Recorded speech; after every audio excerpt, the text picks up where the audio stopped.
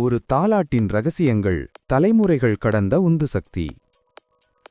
உங்களை உறங்க வைத்த பாடல்களுக்குள் உங்கள் வாழ்க்கையை பற்றிய ரகசியங்கள் மறைந்திருந்தால் என்ன செய்வீர்கள்? தாலாட்டு. ஆம், இந்த கணம் உங்கள் மனதை யாராவது வருடிச் சென்றிருப்பார்கள். அம்மாவோ பாட்டியோ பாடிய ஆராரோ ஆரிரரோ என்ற குரலும் அந்த கதகதப்பான உணர்வும் நினைவுக்கு வருகிறதா? எனக்கும் என் பாட்டி பாடிய ஒரு தாலாட்டு நினைவிருக்கிறது. அந்த குரலின் அரவணைப்பில்தான் பயம் நீங்கி நான் நிம்மதியாக உறங்குவேன். அது வெறும் தூங்க வைக்கும் பாடல் அல்ல, அது ஒரு மந்திர கவசம் போல. நாம் இன்று கேட்கப் போவது வெறும் பாடல்களை பற்றியல்ல, இந்த காலத்தால் அழியாத பாடல்களுக்குள் புதைந்துள்ள ஆழமான வாழ்க்கை பாடங்கள் மற்றும் நமது பண்பாட்டு செல்வங்கள் பற்றி பேசப்போகிறோம்.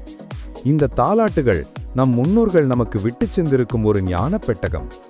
வாருங்கள், அந்த ரகசியங்களை இன்று நாம் சேர்ந்து பிரித்து பார்க்கலாம். பண்பாட்டு இழைகள். கவிதைகளில் உள்ள நற்பண்புகள். தாலாட்டு பாடல்களில் மீண்டும் மீண்டும் வரும் சில முக்கியமான கருத்துகள் இருக்கின்றன.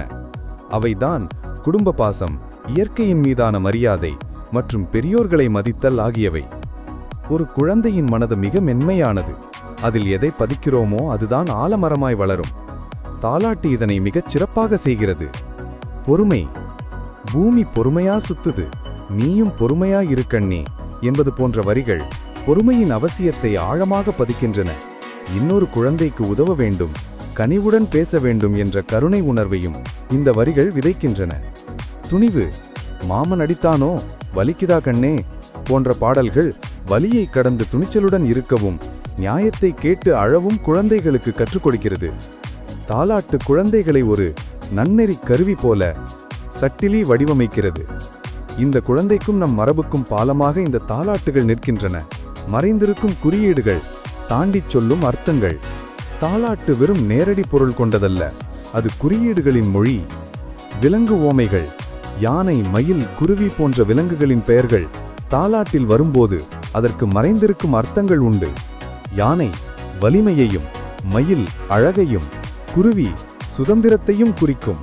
நீயும் யானை போல வலிமையுடன், மயில் போல அழகாக, குருவி போல சுதந்திரமாக இருக்க வேண்டும் என்று தாய் தன் குழந்தையை வாழ்த்துகிறாள்.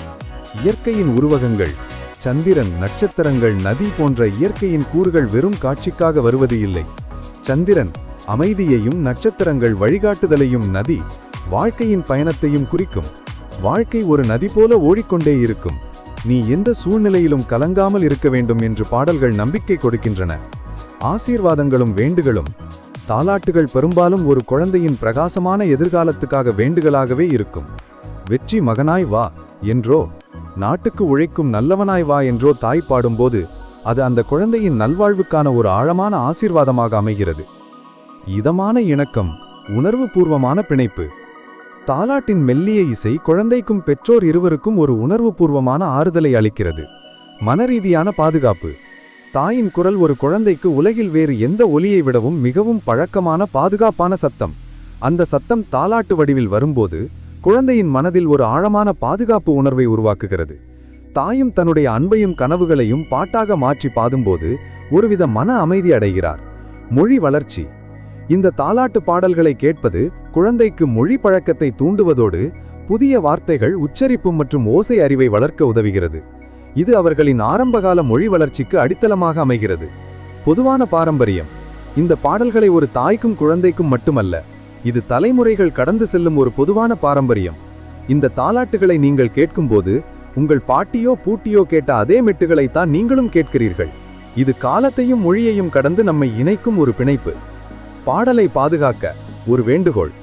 இன்று நகரமயமாக்கப்பட்ட வாழ்வில் பாரம்பரிய தாலாட்டுகளின் இருப்பு குறைந்து கொண்டே வருகிறது. தொழில்நுட்பத்தின் சத்தம் இந்த மெல்லிய தாலாட்டு சத்தத்தை மூழ்கடிக்கிறது.